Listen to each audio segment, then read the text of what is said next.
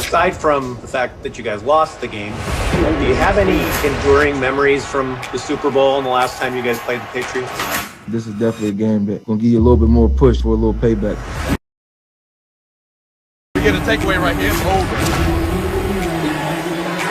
I don't play this game for statistic benefits. I play this game to win. Find a way now. Find a way. That's it. That's it. It's old school football. It's going to be a hard-fought game, strong-fight game. We got to get our feet in the ground and get ready for a battle. Let's go!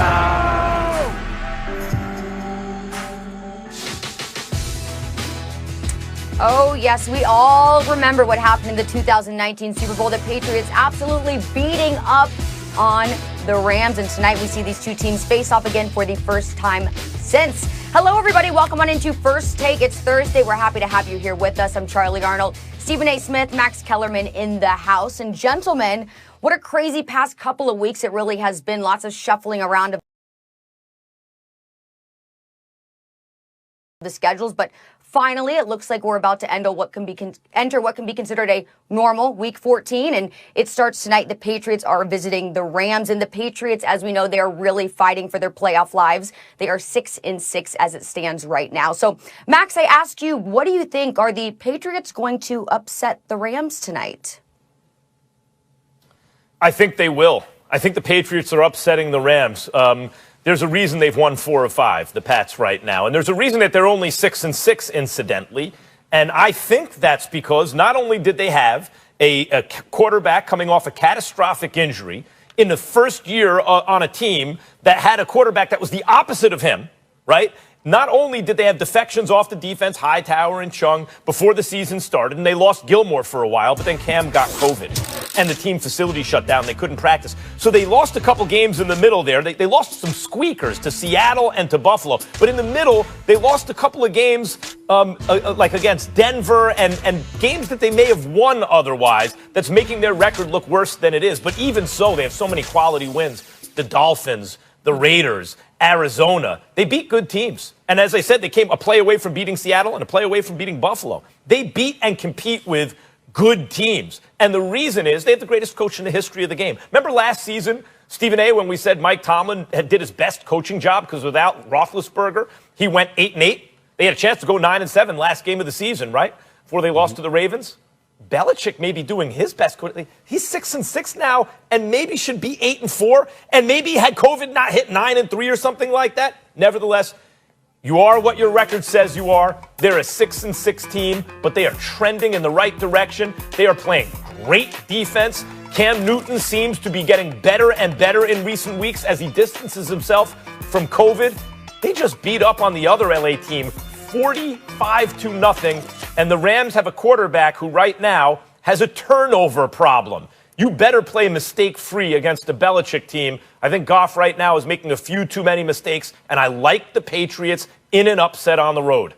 Max, I absolutely disagree with you. I think you're wrong about this. I understand that the Patriots are trending in the right direction, but I like what I've seen from the Rams. The Rams in the last 4 weeks have beaten Seattle, Tampa, and Arizona. The one game that they lost to the San Francisco 49ers, that was because Deebo Samuels looked like the second coming of Jerry Rice with 11 receptions for 133 yards. With the exception of that, the Rams would be on a 4-game winning streak. So I look at it from that perspective, and I don't see anybody on the New England Patriots that can do that kind of damage. I will remind you that the Patriots won the game last week primarily because the Los Angeles Chargers are just pathetic right now. I think Anthony Lynn is going to get himself fired. You can't lose leads of 21 to 17-point leads twice, an 11-point lead, et cetera, throughout this season with a rookie quarterback that's playing lights out, and you're going to get to keep your job. Ultimately, you're going to be the one held accountable because your special team stinks, and obviously your defense and your offense both appear to be demoralized under your stewardship. Anthony Lynn is in a world of trouble, and that's what the Patriots ran into last week. And where's the evidence? Because Cam Newton, who you talked about trending in the right direction, 12 of 19 for 69 yards. I mean, forgive me, stop the presses. What a spectacular performance by his part. Let's stop the nonsense here.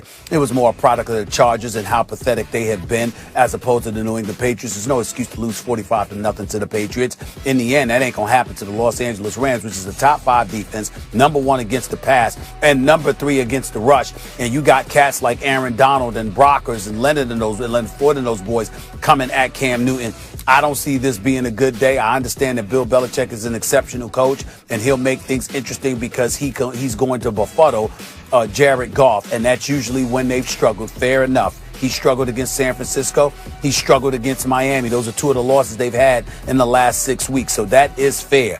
But the question is, can you generate anything offensively? And I don't believe that the New England Patriots are going to be able to generate anything offensively against this particular defense. I just don't see it. Well, listen, the Patriots, among the teams they've beaten recently, are Baltimore and Arizona. As I said, they're having quality wins against good teams. Now, they squeaked by the Jets, but again, that was coming out of that period where they had to shut down the facilities and Cam was getting over COVID, and even later said, you and I observed on the air, we wondered out loud, is he suffering still from some kind of lingering effects? And then Cam referred to it. So I think it's fair to say, yes, they almost beat the Bills, they squeaked by the Jets, but then they beat Baltimore at a time when that still seemed like a really good win, and Arizona, who'd been hot not too long before that. Now, it's one thing to beat the Chargers, Stephen A., who are a talented team. And this is what I mean about Belichick. Who has more talent on it, the Chargers or the Patriots? It's one thing to beat the Chargers. To beat them 45-0? 45-0?